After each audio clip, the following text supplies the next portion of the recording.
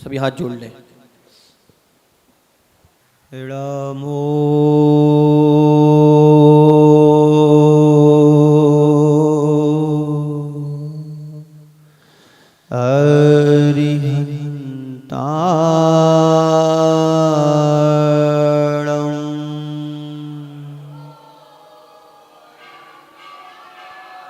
नमो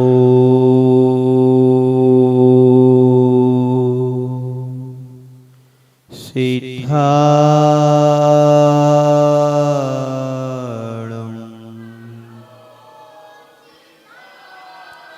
नमो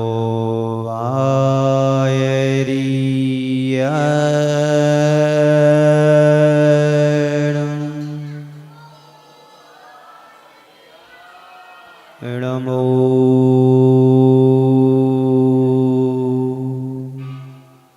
वज्रायाणं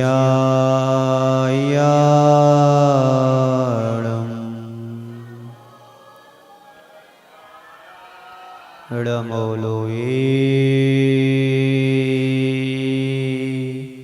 सविसाहुणं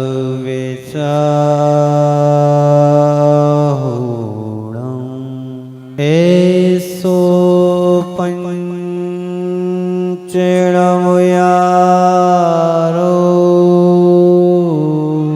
सर्वपावपणाशिनो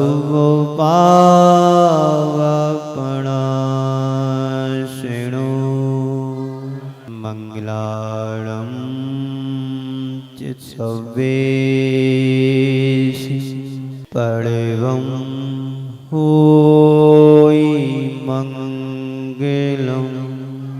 बोलिए पंच परमेष्टि भगवान की, भगवान महावीर स्वामी की, अहिंसा परमो धर्म की, परम पूज्य आचार्य गुरुवर श्री विद्यासागर जी महाराज की।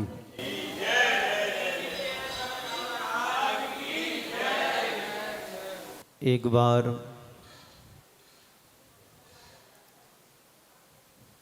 मटके के ऊपर ढके हुए ढक्कन ने शिकायत करते हुए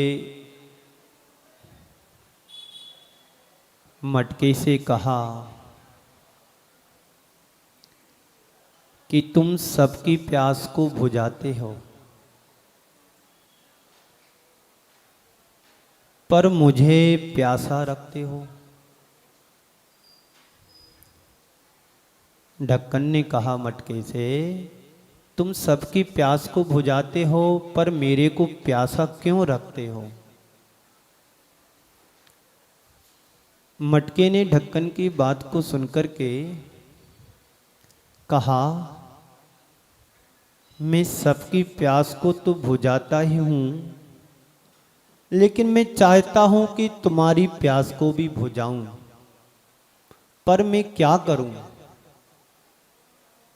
जो मेरे अंदर समा जाता है, जो मेरे भीतर उतर जाता है, मैं उसकी प्यास को बुझाता हूं, पर जो मेरे सिर पर बैठा रहता है उसको कौन बुझा पाएगा उसकी प्यास को।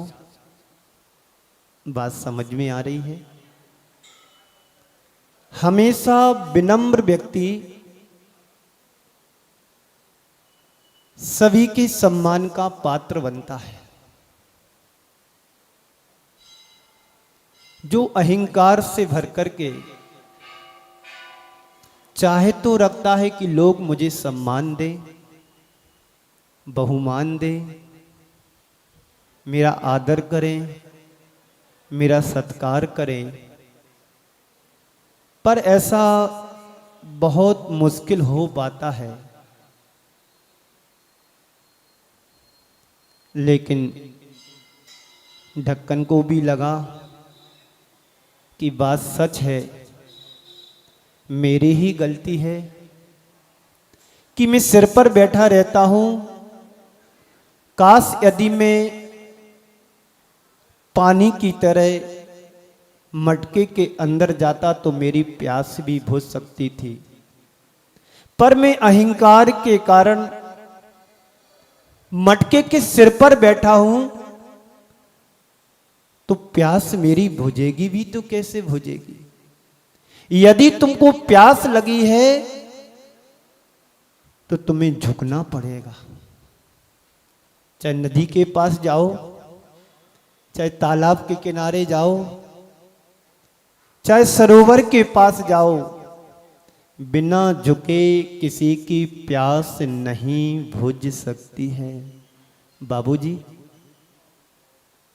सुनाई दे रहा? बहुत अच्छे से सुन रहे हमारे बाबूजी। रोज आते हैं, अपनी जगह पर बैठ कर के एकाग्रचित्त होकर के सुनते हैं। सभी लोग अच्छे से सुनते हैं, जिनको रुचि है, जिनको लगता है कि हमारे एक एक पल, एक एक क्षण व्यर्थ में ना जाएं, आकर के समय से बैठ जाते हैं, बड़े मनोयोग से, मनोभाव से सुनते हैं। और यहाँ पर भी नहीं सुनते हैं, जो लोग टीवी पर देखते हैं वह भी सुनते हैं, और सुबह नहीं सुन पाते हैं तो पुनः 4 बजे इसी प्रवचन को दिखाया जाता है तो वहाँ पर भी सुन लेते हैं। तो मैं कह रहा था कि प्यास वही अपनी प्यास को बुझा पाता है जिसको अंदर से प्यास की प्यास होती है।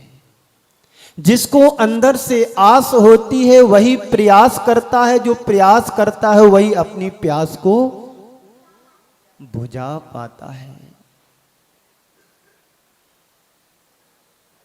पर जो 24 घंटे सिर पर बैठा रहे और जो बैठे रहते हैं, मैं उसकी प्यास को नहीं बुझा पाता हूं और बुझा भी नहीं पाऊंगा। जो मुझ में उतरता है, यदि तुम सिर्फ से नीचे उतरोगे, उतर जाओगे, तो मैं भी आज तुम्हारी प्यास को बुझाने के लिए तैयार हूं। एक कौन कह रहा है? मटका कह रहा है, घड़ा कह रहा है। किसके लिए कह रहा है? उसके ऊपर एक जो ढक्कन रखा है ना, उसके लिए संबोध रहा है। घड़े के ऊपर हम क्या ढकते हैं? ढक्कन से ढकते हैं, या किसी थाली से ढकते हैं, या किसी पात्र से ढकते हैं। पर जो नीचे उतरने को तैयार नहीं है तो मटका या घड़ा भी क्या करेगा? कुछ नहीं कर पाएगा। मनुष्य जब तक अपने अभिमान को नहीं गलाता है, अपने अहंकार को नहीं द्रोहित करता है, तब तक वह संसार में कभी भी कहीं पर भी मान सम्मान को नहीं पा सकता है। तब तक जीवन की वास्तविक आनंद को नहीं पा सकता है। अहंकार हमारे जीवन का गले, अहम भाव हमारे अंदर का गल जाएगा। अहम को गलाओ, अरहम को प्रकट करो। जब तक तुम्हारे अंदर का अहम अहंकार नहीं गलेगा तो अंदर से अरहम ब्रह्म की प्राप्ति भी नहीं हो सकेगी। अहम को गलाओ, अरहम को पाओ। अरहम समझते किसको कहते हैं? ब्रह्म यानी आत्मा। उस आत्मा को प्रकट करो जिस आत्मा में ब्रह्म स्वरूप परमात्मा छिपा हुआ है। आप सबकी आत्मा भी परमात्मा है। संसार की एक भी आत्मा ऐसी नहीं है कि जो परमात्मा ना बन सके। प्रत्येक आत्मा परमात्मा बनने की क्षमता रखता है, शक्ति उसके पास है, लेकिन उस आत्मा की शक्ति की अभिव्यक्ति अभी नहीं है। जिस दिन तुम्हारी शक्ति की अभिव्यक्ति होगी उसी दिन तुम्हारी आत्मा परमात्मा स्वरूप बन जाएगी। अहंकार हमारी प्रगति को रोकता है, हमारी प्रगति को अवरोधक बनती है। लेकिन संत कहते हैं मनुष्य के मन में बैर विरोध की जितनी भी गांठें हैं भी प्रायः अहंकार से प्रेरित होकर के होती हैं।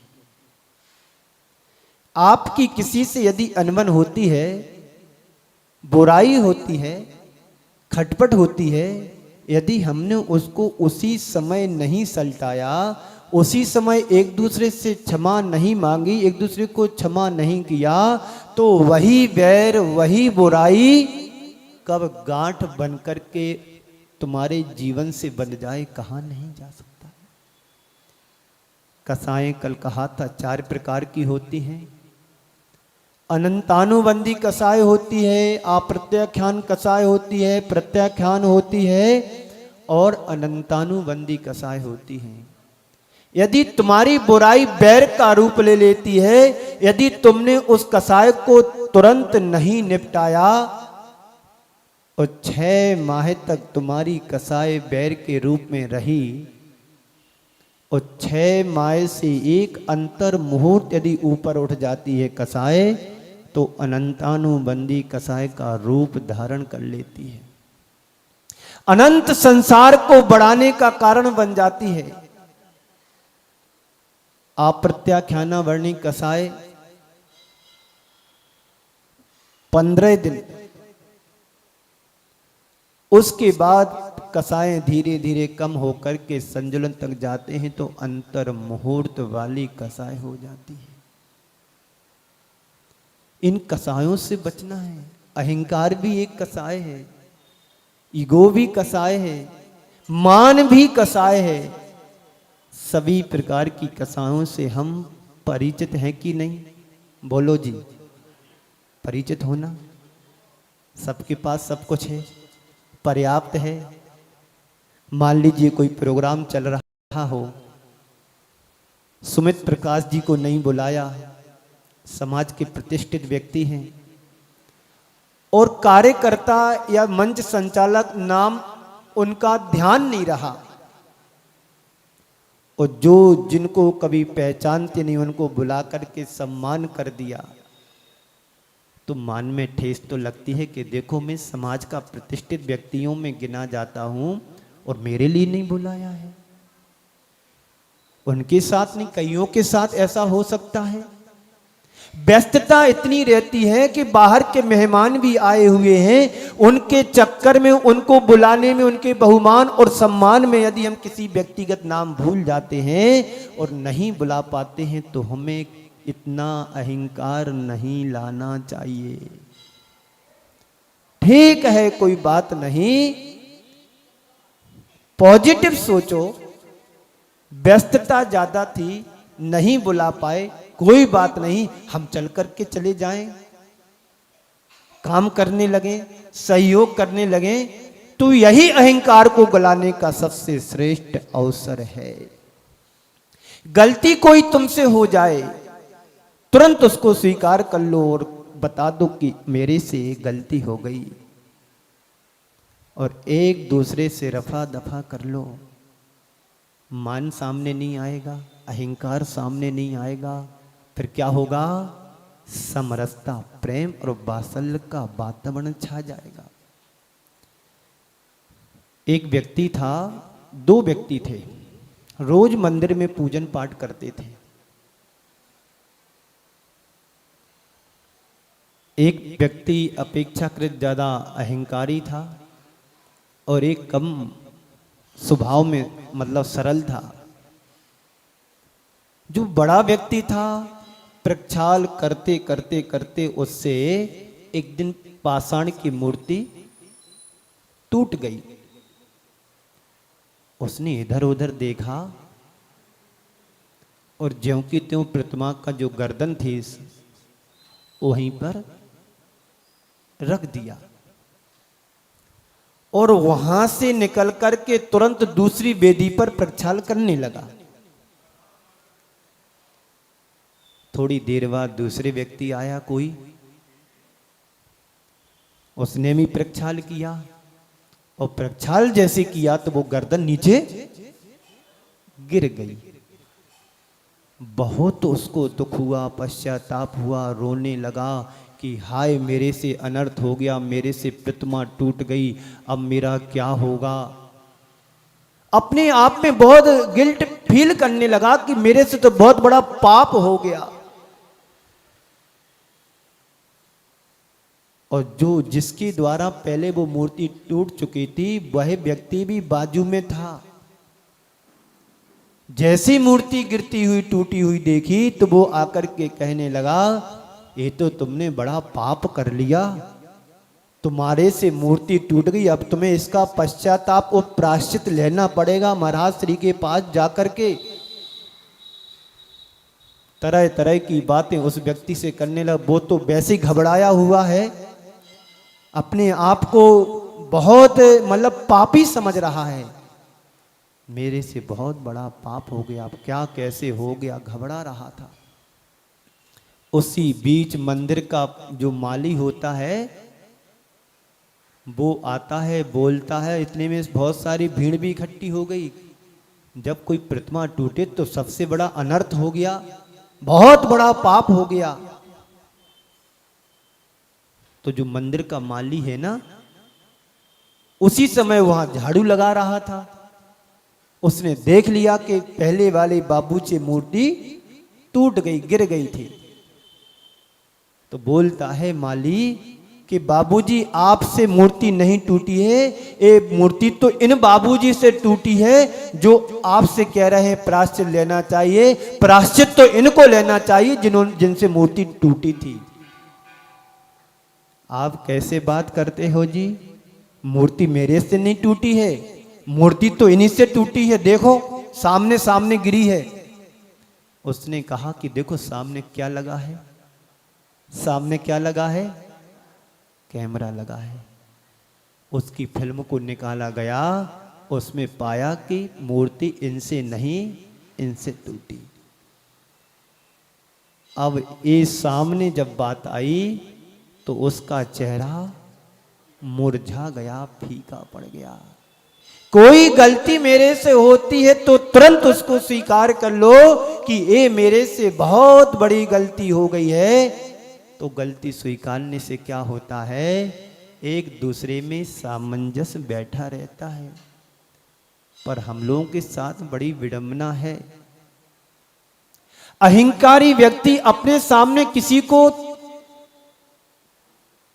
तुच्छ समझता है, और दूसरी बात उसकी ये होती है कि अहंकारी व्यक्ति अपनी गलती को कभी स्वीकार नहीं करता है। बड़ी से बड़ी गलती कर लेगा पर अपने आप को स्वीकार नहीं करता है। इसी बात को पूज्य गुरुदेव ने हाइगो के माध्यम से कहा है, गर्व गला लो, गर्व यानी अहंकार, गर्व गला लो, गले लगा लो। अहंकार गलेगा, आपके लिए छोटे से छोटा व्यक्ति भी तुम्हारे लिए महान दिखाई देगा, छोटे से छोटा व्यक्ति भी तुम्हारे लिए सम्मान का पात्र दिखाई देगा। बस हमें अपने गर्व यानी अहंकार को गलाने की जरूरत है।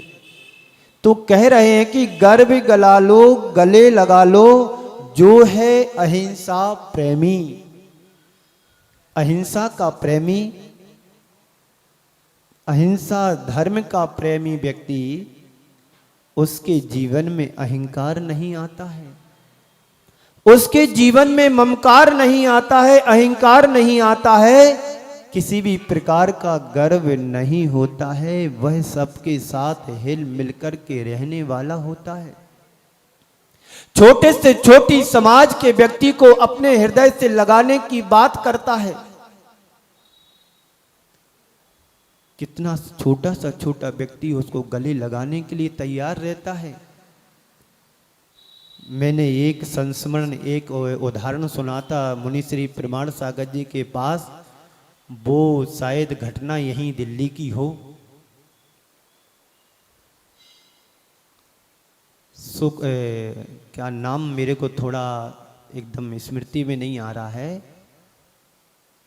उनके घर में एक दिन खुशी का वातावरण आया। शायद किसी का जन्मदिन हो, या किसी का जन्म हुआ हो, या कि बेटे की शादी की सालगिरह का प्रोग्राम हो, या खुद की शादी का सालगिरह का प्रोग्राम हो, उस खुशी में उस व्यक्ति ने पूरे नगर में मिठाई बंटवाई। शायद वो बात दिल्ली की ही है होगी। उस व्यक्ति ने पूरे नगर में मिठाई बंटवाई।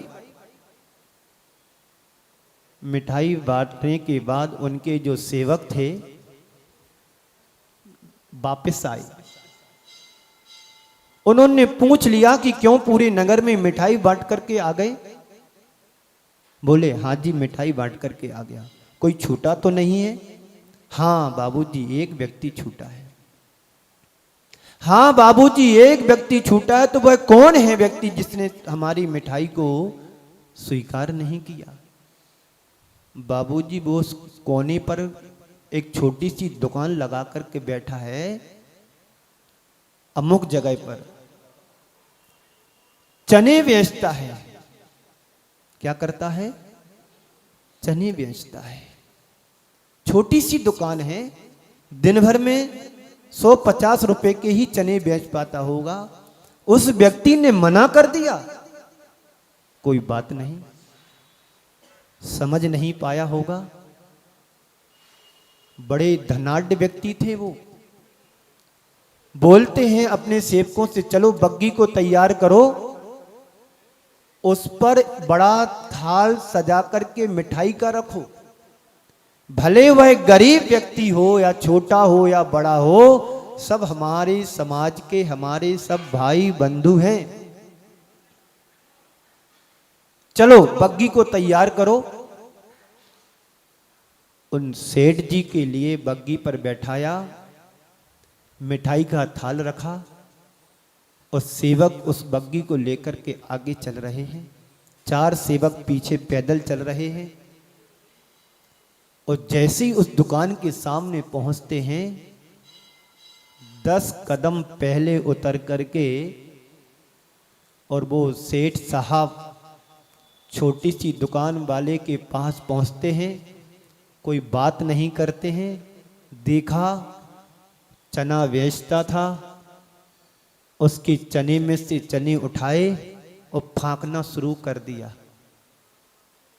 क्या किया? इतना बड़ा व्यक्ति, धनाढ्य व्यक्ति, और किसी साधारण व्यक्ति की दुकान पर जाए बिना पूछे उठा करके चने खाना शुरू कर दिए। चने खा लिए, थोड़े से लिए, ज्यादा नहीं लिए थे। एक शिक्षा देने के लिए उन्होंने ये सब किया। चने खा लिए। अब उससे कहते हैं कि पानी और पिला दो। अभी बग्गी वापस आई नहीं है, अभी इशारा नहीं किया है। बोले तुम्हारे चने खाए, अब मुझे पानी भी पीना है तो पानी भी पिलाओ। अब उसकी जो सुराई थी ना, टूटी थी, ऊपर से मुख टूटा हुआ था। अब पिलाएं तो कैसे पिलाएं? अब उसके भावों को देखा तो बाबूजी को लगा कि शर्मिंदा हो रहा है, और बाबूजी ने सुराई जो टंगी हुई थी उठा करके ऐसा ओख से पानी पी लिया। इधर बग्गी वाले को इशारा कर दिया कि अब तुम बग्गी से मिठाई लेकर के आ जाओ। इसके पहले वो बात बता देता हूं कि इसने मिठाई लेने से इनकार क्यों किया था सेवकों से। बोले बाबूजी ने मिठाई आपके लिए भेजी है, पूरे नगर में मिठाई बंटवाई है, तुम लेने से इनकार क्यों कर रहे? बोले बाबूजी को मैं पहचानता नहीं हूं तो मैं उनकी मिठाई कैसे ले सकता हूं? मैंने उनका कभी खाया भी नहीं, कभी उनका पिया भी नहीं है, पानी भी नहीं पिया है, तो मैं उनकी मिठाई को कैसे ले सकता हूं? इसलिए मैं मिठाई को नहीं लेता हूं। तो वो सेवक मिठाई को वापस लेकर के चले गए। अब बाबूजी आए, उनके चने भी खाए, पानी भी पिया और अपने सेवकों से कहा कि इसको मिठाई का थाल दो। नहीं नहीं बाबूजी, मैं तुम्हारी मिठाई कैसे ले सकता हूं? मैंने जीवन में कभी तुम्हारा खाया भी नहीं, पिया भी नहीं, तो मिठाई कैसे ले सकता हूं? तो बाबूजी बोलते हैं देखो अभी मैंने तुम्हारे चने भी खाए हैं और पानी भी पिया है। इतना सुनना था वह उनके चरणों में वह व्यक्ति गिर गया। जैसे ही चरणों में गिरा, वह उस बाबूजी ने गिरते हुए उस व्यक्ति को थाम लिया और अपने गले से लगा लिया। तुम चरणों में गिरने लायक नहीं हो, तुम तो गले लगाने के लिए हो। उनको गले लगा लिया और थाल देकर के बाबूजी ने कहा, तुम मेरे समाज के व्यक्ति हो, तुम नीचे गिरने लायक नहीं हो, गले लगाने लायक हो।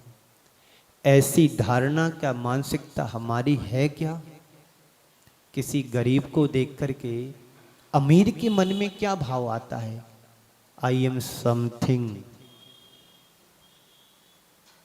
ये कौन बोल रहा हो कि मैं कुछ हूं? ये तुम्हारा अहंकार कह रहा है कि मैं कुछ हूं। अहंकार किसका? जो आपने पाया है वह भी स्थायी नहीं है।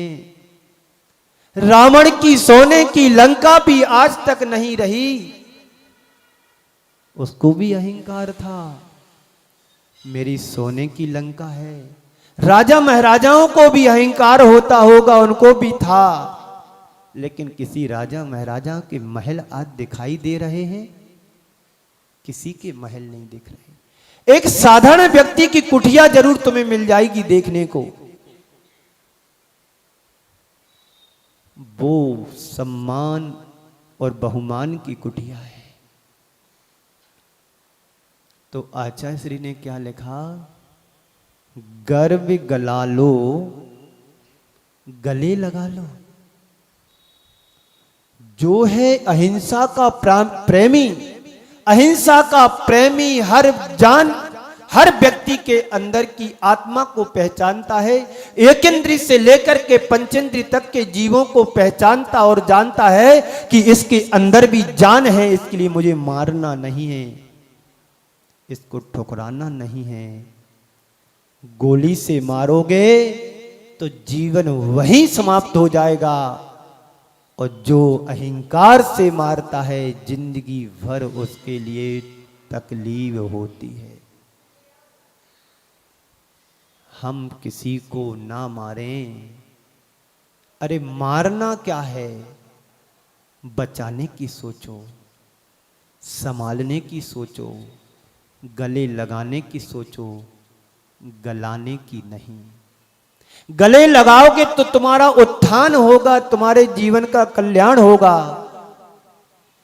वो गला दोगे तो वैसे ही उसको मरना है और तुम्हारे द्वारा कलंकित हो जाओगे। जब हमारे अंदर का अहंकार गलता है तो हमारे सारे गिले शिकवे दूर हो जाते हैं, और अहंकार जब हमारे अंदर पनपता है तो हमारे अंदर बैर विरोध की भावना पनपने लगती है। बैर विरोध कहां से उत्पन्न होता है? अहंकार से ही तो होता है। सामने वाला झुकने को तैयार नहीं है, अपनी बात पर अड़ा है, अपनी बात पर अकड़ा हुआ है। सामने वाला हाथी जोड़े चला जा रहा है, पर ये महाशा है कि सुनने को तैयार नहीं है, बस सुनाने के लिए तैयार हैं कि जैसे बने तैसे सामने वाले को कैसे गिराऊं, कैसे नीचा दिखाऊं। व्यक्ति नहीं बोलता है, व्यक्ति के अंदर का पैसा बोलता है। व्यक्ति नहीं बोलता है, व्यक्ति ने ड्रेस पहन करके रखी है वह बोलती है। व्यक्ति नहीं बोलता है, व्यक्ति का अहंकार बोलता है। आई एम समथिंग, मैं कुछ हूं। यही मैं उसको खा जाता है, और यही अहंकार उसको जीवन को बर्बाद कर देता है। एक दूसरे को गले लगाने में फिर भी कठिनाई नहीं हो सकती है यदि व्यक्ति के भीतर का अहंकार गल जाता है तो। जब तक अभिमान हावी रहता है तब तक मन में एक संकोच होता है, ऐसा कैसे कर लूं, मैं कैसे झुक जाऊं, मैं कैसे सामने वाले से आगे आकर के बोलूं।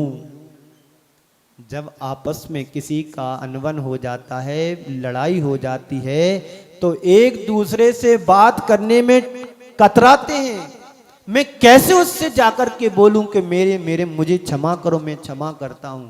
सामने वाला भी सोच रहा है कि मैं कैसे सामने वाले के पास जाकर के उससे बोलूं कि मेरे से गलती हो गई है।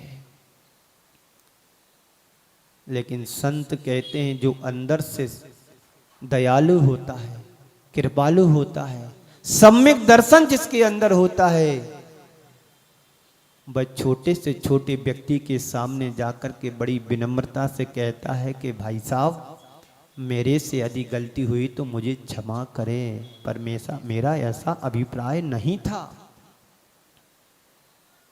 ये विनम्रता, एक गुण हमारे अंदर आना चाहिए। लेकिन अहंकार के सामने ये विनम्रता आ सकती है क्या?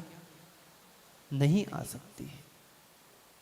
इसी को गलाना है। और जिस दिन तुम्हारे अंदर का ये अहंकार, ये गर्व तुम्हारा छट गया बादलों की तरह, तो उस दिन समझना कि हम निर्मल बादलों की तरह हो गए, आसमान की तरह हो गए।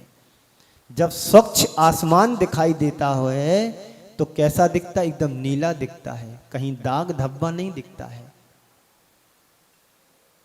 बात समझ में आ रही है जी? सुन रहे हो जी? मैं इसलिए बीच बीच में पूछ लेता हूं, कहीं आपको अच्छा लगते लगते कहीं झपकी तो ना लग गई। सुन रहे हो बाबूजी?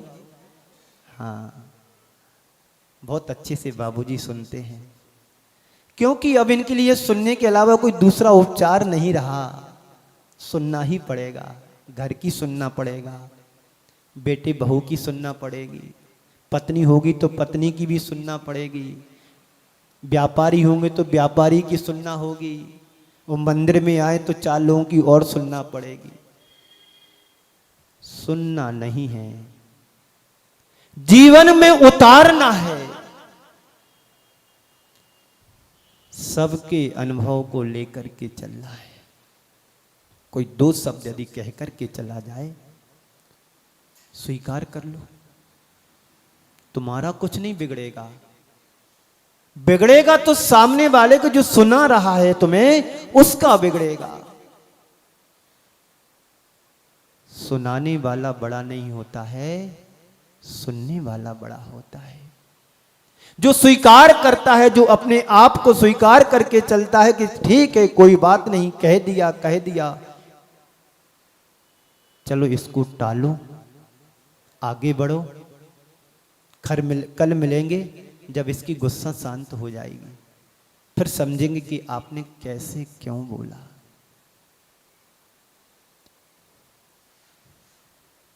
लेकिन सामने अहंकार होता है तो मन में एक खटकता रहता है कि मैं कैसे सामने वाले से झुकूं,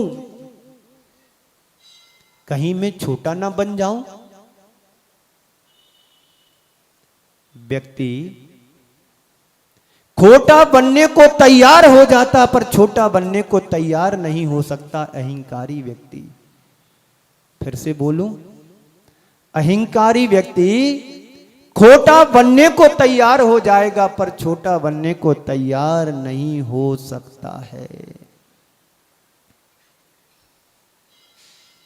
इस तरह की मनोवृत्ति से जीने वाला व्यक्ति कभी अपना उत्थान नहीं कर सकता है, हमेशा पतन ही पतन होगा। अहंकारी व्यक्ति का कभी उत्थान नहीं हो सकता है, और अहंकारी व्यक्ति कभी जीवन में अच्छा नहीं कर सकता है। यदि जीवन का उत्थान करना है तो अहंकार का पतन करना होगा। सच्चे अर्थों में प्रेम पूर्ण संबंधों को बनाकर रखना ही अहिंसा की आराधना है। जहां पर हिंसा ना हो, हिंसा मारने काटने से ही नहीं होती है, वो तो हिंसा ही है, पर हम किसी को विचारों से भी आहत नहीं करना चाहिए। अपने वचनों से, कभी भी किसी को हिंसात्मक तरीके से उनको ऐसे शब्दों का प्रयोग ना करे जिससे तुम्हारे दो शब्दों से उसके जीवन में आहत हो जाए, उसका मन घायल हो जाए। यही भी एक हिंसा का रूप है। लेकिन जो अहिंसा का प्रेमी होता है, जो अहिंसा धर्म का पालन करता है, वह व्यक्ति कभी वचनों में हिंसात्मक तरीके से वचनों का प्रयोग नहीं करता है। अहंकार के कारण मनुष्य अपने अंदर विकारों को उत्पन्न करता रहता है। विकारों को उत्पन्न करते करते अपने जीवन को इतना गिरा देता है कि वो फिर कभी जीवन में उठ नहीं पाता है। इसलिए हमें अपने जीवन में अहंकार नहीं करना चाहिए। अहंकार से बचने की कोशिश करें। अहंकारी व्यक्ति धीरे धीरे भी संभलता है, तो संभलने की कोशिश करना चाहिए, क्योंकि अहंकार हमारी आत्मा का पतन कराता है। अहंकार हमारे जीवन को बर्बाद कराता है। और जो व्यक्ति धीरे धीरे परहेज करने लगता है, अपने स्वभाव में परिवर्तन लाता है, अपने स्वभाव को बदल लेता है, अपनी प्रवृत्ति और प्रकृति को बदल लेता है, वही व्यक्ति एक दिन अपनी आत्मा को परमात्मा बनाने में समर्थ हो जाता है। जितने भी महापुरुष हुए हैं, सबके इतिहास को यदि उठा करके देखो तो सबका इतिहास काला मिलेगा, कोई साफ स्वच्छ नहीं है। उस काले इतिहास को अब मुझे सफेद करना है। कैसे करोगे? तो जो हमारे जन्म जन्मांतरों से कर्म आत्मा से चिपके हुए हैं, जो कसाय हमारी आत्मा से लगी हुई उस कसायों को हमें दूर करना पड़ेगा। उस विकारी भावों को हमें दूर करना पड़ेगा। तभी ना आचार्य श्री ने कहा है, गर्व गला लो, गले लगा लो, जो है अहिंसा का प्रेमी। अहिंसा का प्रेमी ही, सत्य का आचरण करने वाला व्यक्ति ही, दया और धर्म का आचरण करने वाला व्यक्ति ही पर प्राणी को अपने गले लगा सकता है। सम्यक दृष्टि व्यक्ति दीन दुखियों को देख करके अपने गले लगाने का पुरुषार्थ करता है कि कर्म के उदय में यदि इसके अंदर गरीबी आई है, कर्मों के वशीभूत होकर के ये दीन दुखी बना हुआ है, कोई बात नहीं, इसका कर्म है, इसको भोगना ही पड़ेगा, पर मेरा कर्म इसका सहारा बनना है, तो मैं सहारा बन करके रहूंगा। सम्यक दृष्टि पर पीड़ा को देख करके अपनी पीड़ा समझता है। दीन दुखियों को देख करके उनकी दीन दुखी हालत को दूर करने का भरसक पूरा प्रयास करता है। ये कब होगा? जब तुम्हारा गर्व गलेगा, अहंकार टलेगा। और अहंकार से भरा हुआ व्यक्ति, उसकी दृष्टि में दीन दुखी दिखते ही नहीं है, उसको सज्जनता दिखती नहीं है। अपने अहंकार के कारण वह किसी को अपने सामने कुछ समझता ही नहीं है। इसी कारण से वह अपने आप को बड़ा व्यक्ति समझता है। और जो व्यक्ति अपने आप को बड़ा समझता है, वो वास्तव में बड़ा है ही नहीं है, क्योंकि अपने मुख से कह रहा है कि मैं बड़ा हूं, मैं बड़ा हूं, मैं बड़ा हूं। दूसरा कहे तो फिर भी सम्मान मिलता है, और अपने आप से बड़ा कहने से अहंकार ही पनप रहा है।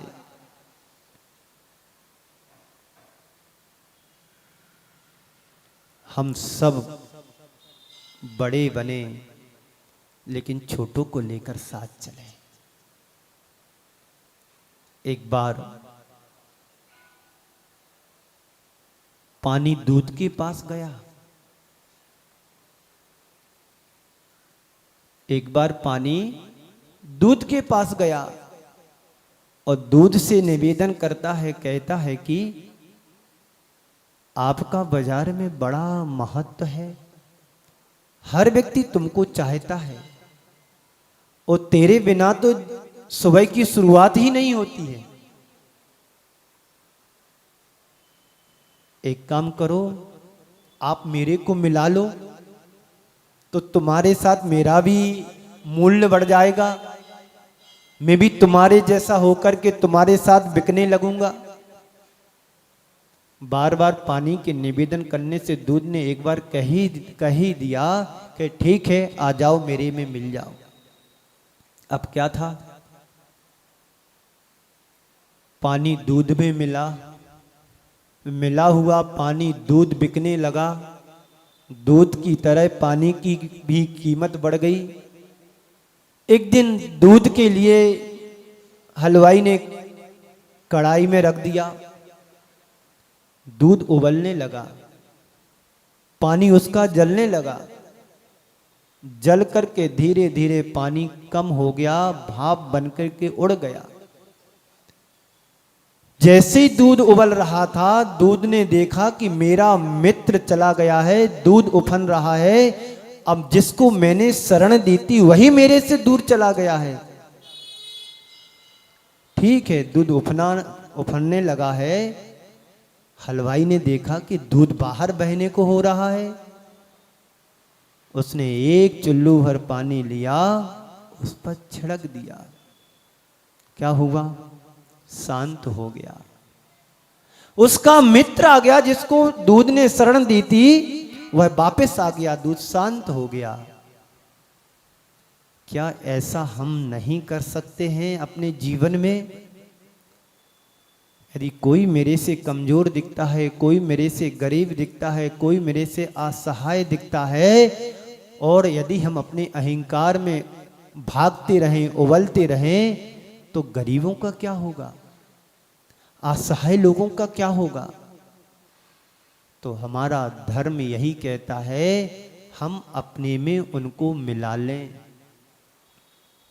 दूध और पानी की तरह हम गरीबों को अमीर में मिला लें।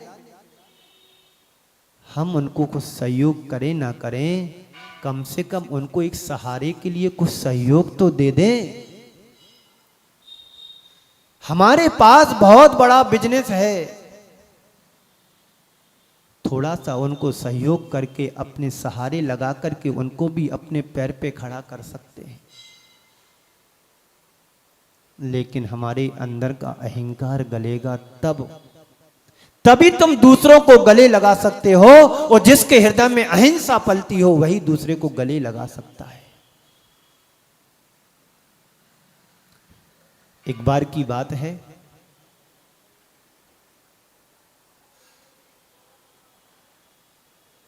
बहुत पुरानी बात है। एक पंडित जी इंदौर गए।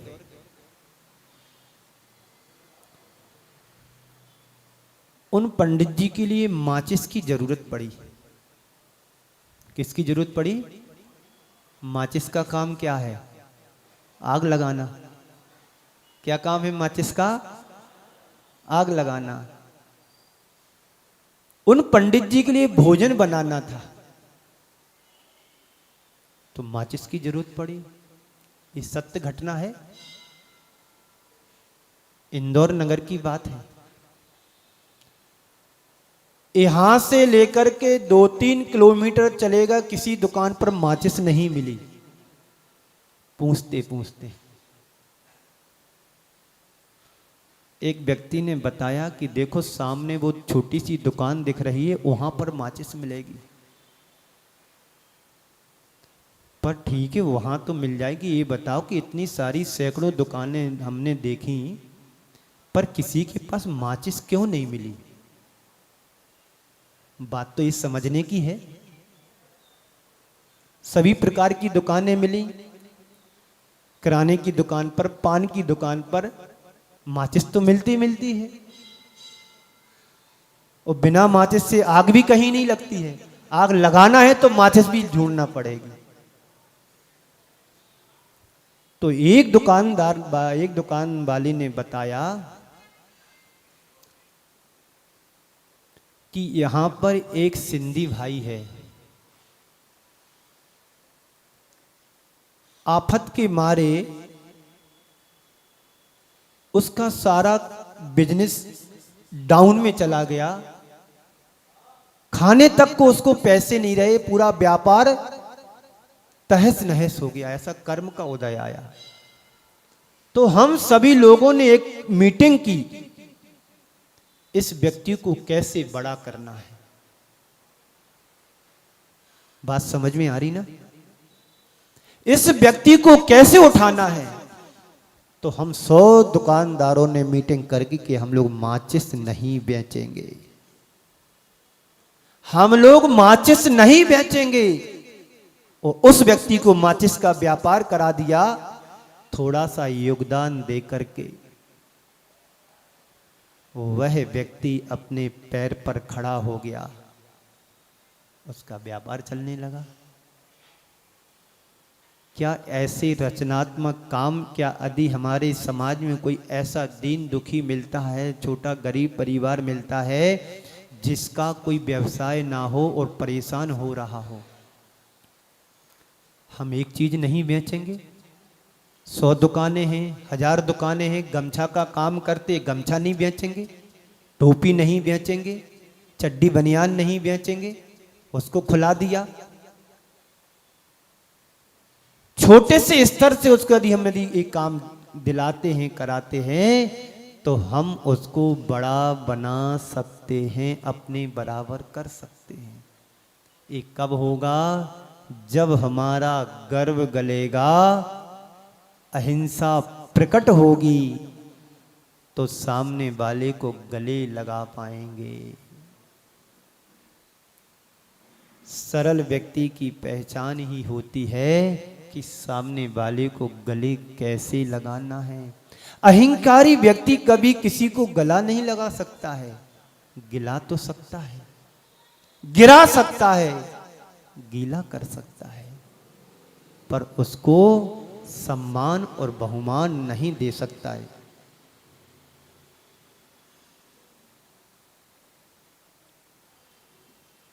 तो इस तरह से अहंकार मनुष्य को कहां ले जाता है, कुछ नहीं कहा जा सकता।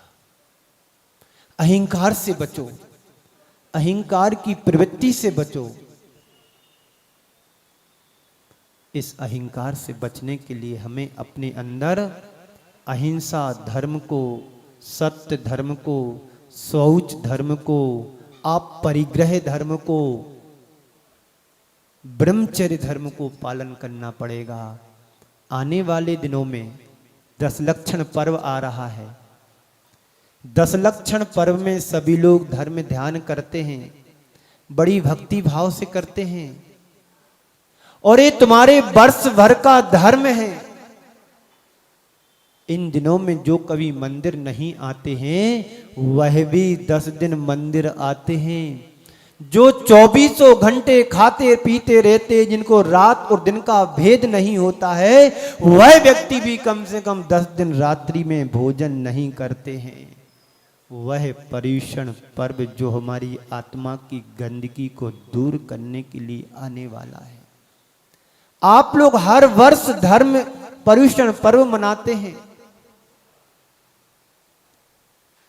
अपने तरीके से मनाते हैं, पंडित और विद्वान को बुलाते हैं, उनका योगदान सहयोग लेते हैं, उनके माध्यम से तुम दिनचर्या को करते हैं।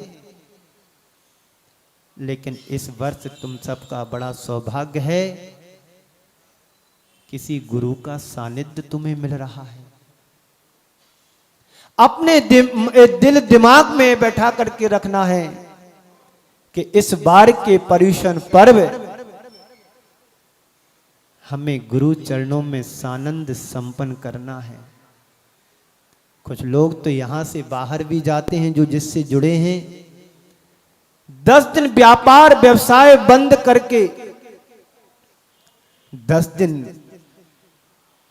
त्याग नियम धर्म लेकर के, व्रत लेकर के वहां पर जाकर के पर्युषण पर्व मनाते हैं।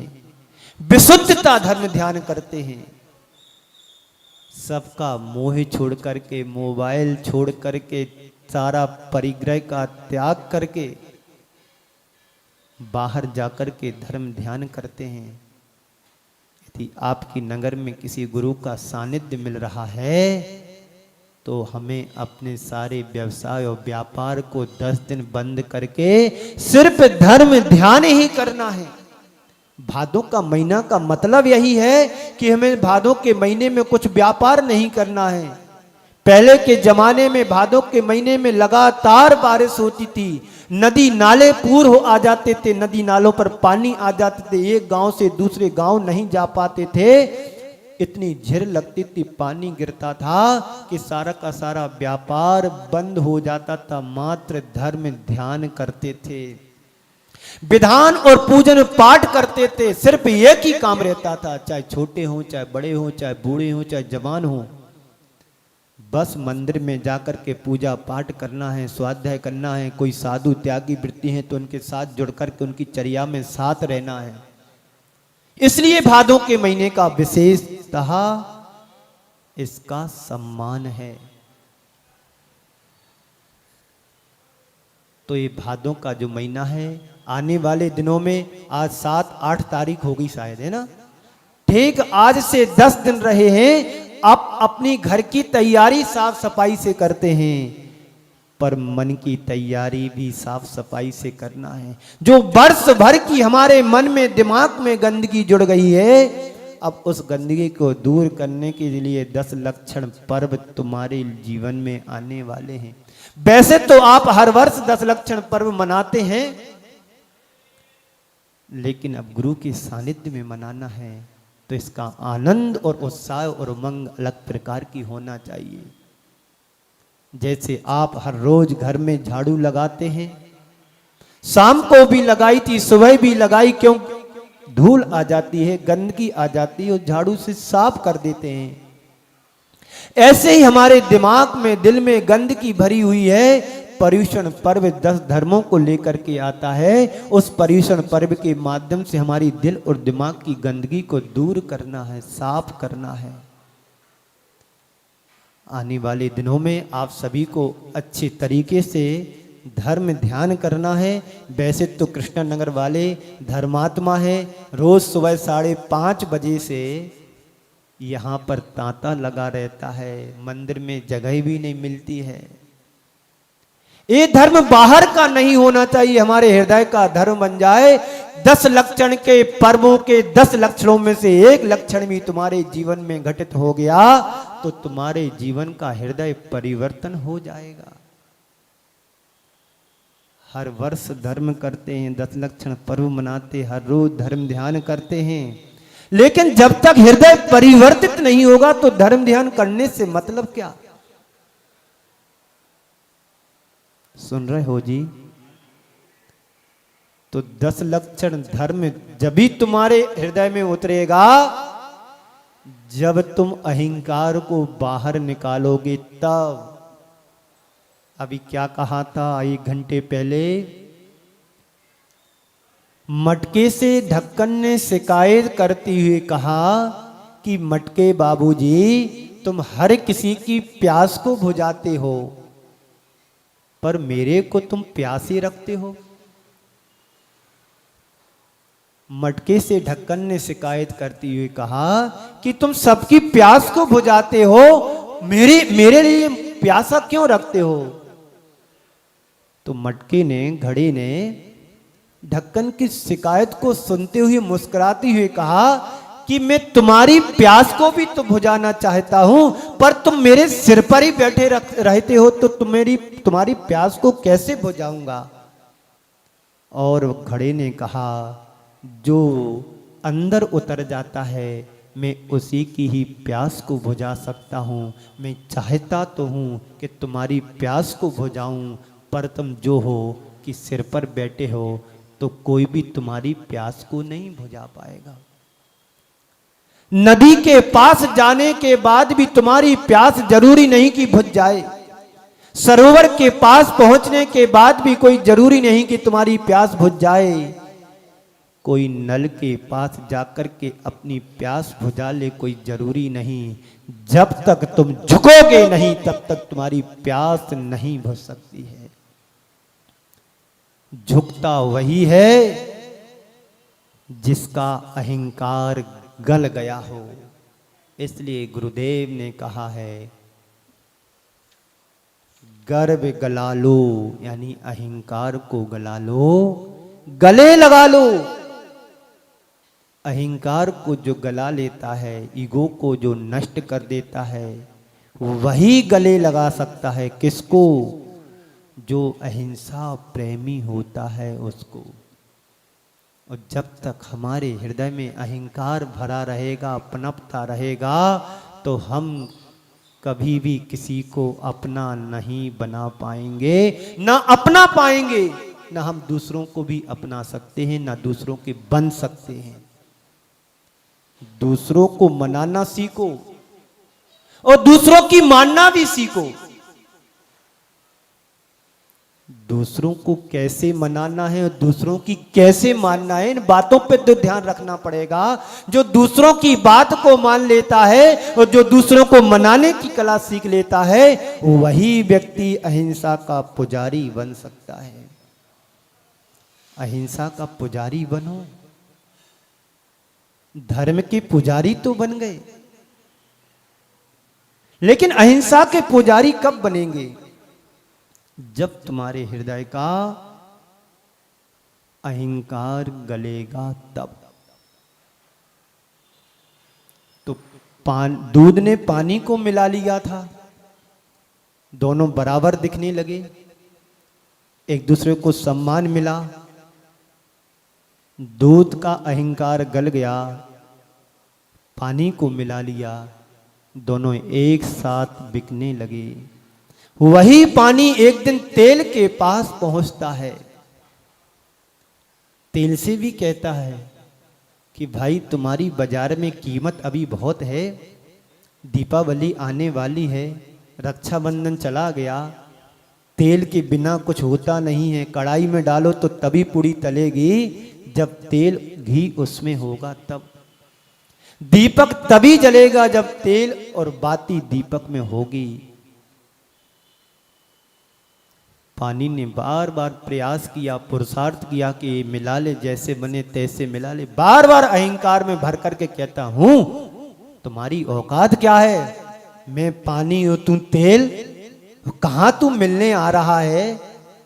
अरे बाबूजी थोड़ा सा स्थान दे दो, थोड़ी सी जगह दे दो, तुम्हारा कुछ नहीं बिगड़ेगा, तेरे चरणों में बैठा रहूंगा, पर तुम मिला ले मुझे। बार बार विनम्रता के साथ पानी तेल से पेश आ रहा है, पर तेल है कि अहंकार की भाषा भाषा बोलता चला जा रहा है। तुम्हारी क्या औकात है, मैं तेल हूं तेल, और तुम कहां पानी ठहरे हो? पानी में कभी पुड़ी नहीं निकलती है, तेल से ही सब कुछ होता है। होता तो है, लेकिन तालमेल बैठा लो जरा तो और अच्छा हो जाएगा। सूखे आटे की पुड़ी बना के देख लो, आटा भी जलेगा और तेल भी जल जाएगा। तालमेल बैठाना है, आपस परस्पर में संवाद सही होना चाहिए, संबंधों में खटास नहीं होना चाहिए। बार बार पानी के कहने से थोड़ा तेल पसीजा। सुन रहे हो ना बाबूजी? बस 2-3 मिनट बचे हैं, ज्यादा नहीं बचे घड़ी से।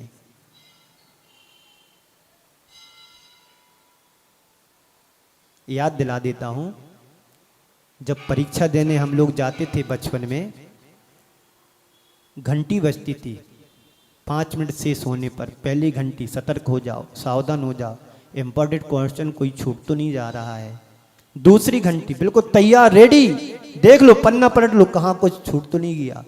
और जब तीसरी घंटी बजती थी तो पेपर लिखते हुए भी हाथ से छुड़ा लेते थे टीचर लोग, है ना? तो सुन रहे हो ना?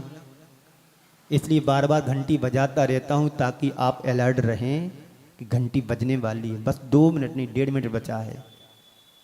तो बार बार पानी के निवेदन करने पर तेल ने उसको शरण दे दी। पानी में तेल में पानी मिल गया। अब क्या था, दीपावली का समय था। एक व्यक्ति आया, तेल को ले जा करके घर ले गया और दीपक में डाला। दीपक में तेल डलता है, तेल जलता है, पानी नीचे बैठ जाता है। अहंकारी व्यक्ति हमेशा तिरस्कार को पाता है, जलता है, कुड़न होती है, ईर्षा होती है।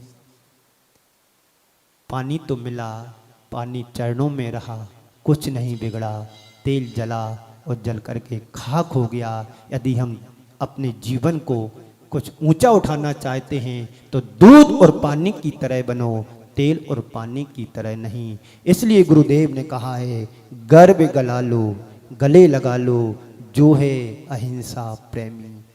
इसी मंगल पुनीत भावना के साथ मैं आप सभी को यहीं पर विराम देता हूँ। बोलिए परम पूज्य आचार्य गुरुवर श्री विद्यासागर जी महाराज की जय। जो लोग मुनि